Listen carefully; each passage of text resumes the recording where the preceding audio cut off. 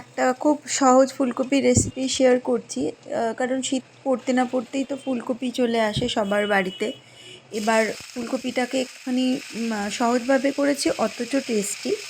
তো আমার তো খুব ভালো লেগেছে, আপনাদেরও আশা করছি ভালো লাগবে যদি আপনারা ট্রাই করেন।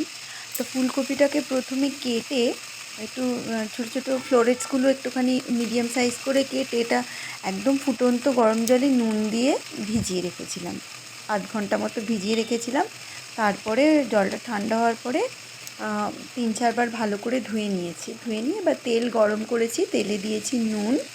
নুন দেওয়ার কারণে হচ্ছে ফুলকপিটা বেশি তেল অ্যাবজর্ব করবে না। তো তারপরে আমি ফুলকপিটাকে কাশ্মীরি লঙ্কা আর হলুদ দিয়ে ভেজে নিয়েছি। নুন তো দেওয়াই ছিল তেলে। এরপর আরেকটুখানি তেল যোগ করলাম। ও হ্যাঁ, তার আলু আমি ভেজে নিয়েছিলাম। তো আপনারা যদি আলু না খান তো আলু দেবেন না। তো এবার আমি তেলটা গরম করে এখানে দিয়ে দিয়েছিলাম আমি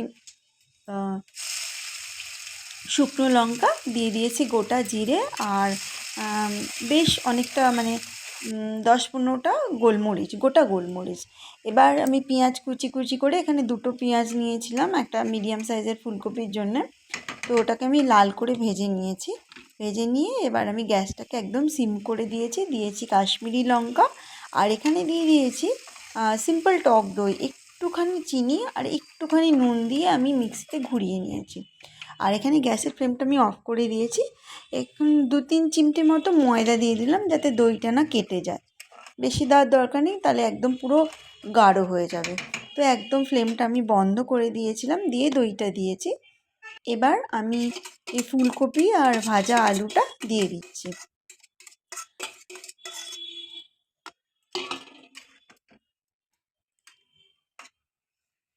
দেখুন কত সুন্দর এখনই রং চলে এসছে। এবার গ্যাসের ফ্লেমটাকে আমি অন করে দিয়েছি। এবার দিয়ে মিক্সির বাটি ধোয়া জলটাকে আমি দিয়ে দিচ্ছি। চেয়েছিলাম খুব তাড়াতাড়ি ফুলকপিটা রান্না হয়ে যাক, তো সেই জন্যেই আমি এই রেসিপিটা করলাম। তো আপনারা অবশ্যই ট্রাই করে একবার দেখবেন, আপনাদের কিন্তু অবশ্যই ভালো লাগবে, আমি কথা দিচ্ছি। তো এবারে আমি দিয়ে দিলাম এখানে এটাকে বলে হচ্ছে গিয়ে গোলমরিচ গুঁড়ো।